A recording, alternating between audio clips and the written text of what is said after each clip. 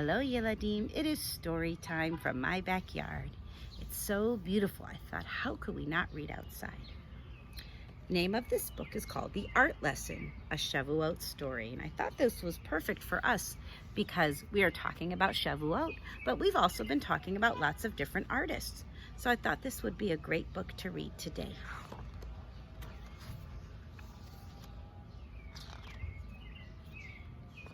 All right, here we go. Oops, there we go. Every Thursday after school, Shoshana rushed home, slipped on her art smock. Drips of dried blue and silver paint ran down its sleeves. Splotches of pink and purple exploded like fireworks across the front. Bits of clay, gold glitter sequins, flecks of crushed crayons, and streaks of ink covered it from top to bottom. Shoshana loved her smock. Each splatter, smudge, and stain reminded her of her art project she made in Grandma Jacob's art studio. A miniature sukkah made of toothpicks, a lopsided dreidel that always landed on Gimel, a Purim gragger. She wondered excitedly what new memory she would add today. As Shoshana put on her black beret, she heard 3 beeps from a car horn. "Grandma Jay's here," Shoshana cried. She grabbed her box of art supplies and ran outside. Grandma Jacobs opened the passenger door. "Is my little Chagall ready to be creative today?" "You bet," Shoshana said. "Outstanding. Let's make something beautiful."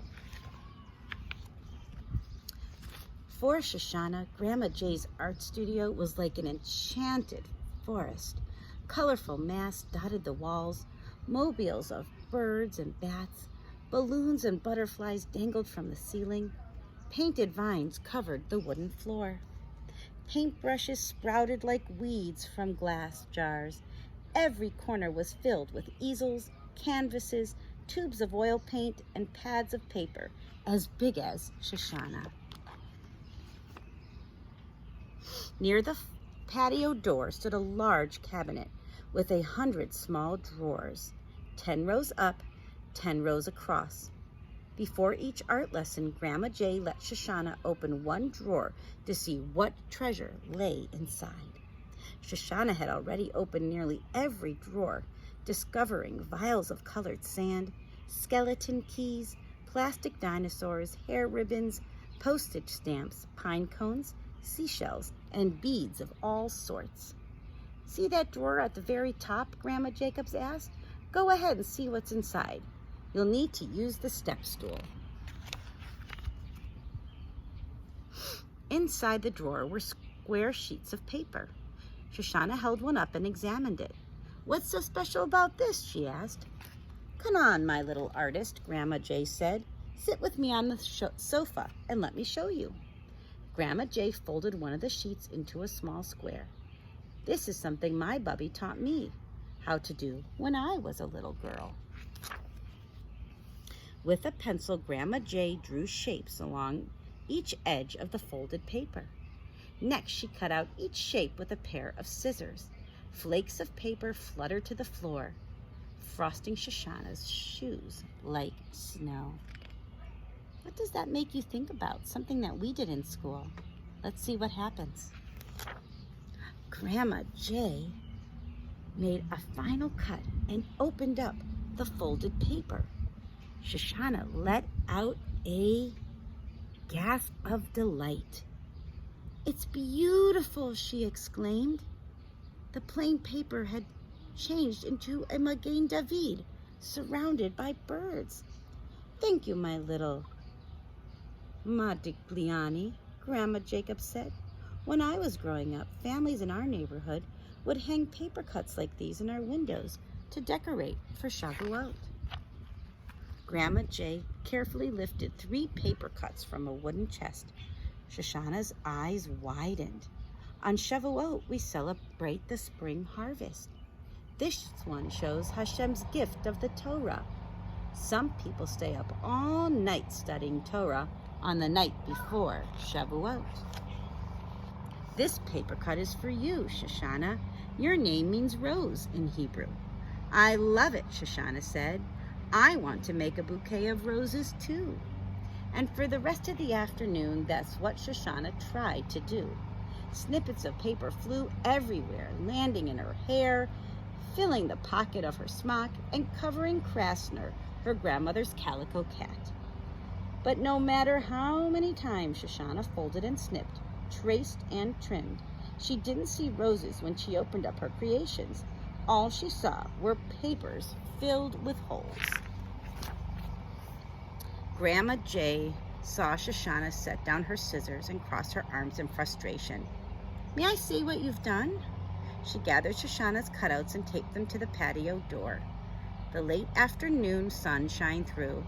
"Oh, my little Pizarro," Grandma J said. "These are marvelous." Grandma J pointed to a paper cut.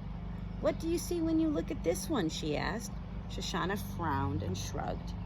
"Reminds me of the time we saw a flock of geese flying over the lake," her grandmother said. Shoshana looked closer. A hint of a smile appeared on her face. This time she pointed to one of the paper cuts. "Here's a honeycomb filled with bees." "Yeah, I see it too," Grandma J exclaimed, giving Shoshana a high five. Suddenly, Shoshana could see pirate ships, fields of flowers, schools of fish, and hot air balloons. Grandma J bent down and gently cupped Shoshana's chin. "See, every paper cut is different. Every paper cut is special, just like you." At home, Shoshana taped her paper cuts to her bedroom windows to decorate for Shavuot. She hung up her smock and smiled. Many, many Shavuot have passed, and Shoshana became a grandmother herself. Every Thursday after school, her granddaughter, Hannah, came to her studio, wearing a smock and a beret. Hannah came for her art lesson. "Grandma S., which drawer should I open this time?" Hannah asked as she stood before the large cabinet. "Try the one at the very top," Shoshana replied. Hannah climbed on the step stool and opened the drawer, pulling out a square sheet of paper. "I've been saving these for a special art lesson," Shoshana said. "Come, my little Chagall, sit with me on the sofa and let me show you." And here they're talking about how you can make your own paper cuts. And here they have different artists that they're talking about. Here they're talking about when she said, "my little Chagall," Grandma Jacobs called Shoshana by several nicknames. Each one, Chagall, Modigliani, Pizarro, is the name of a famous Jewish artist. Grandma Jacobs even named her cat Krasner after a Jewish painter. Art has always been an important part of Jewish culture.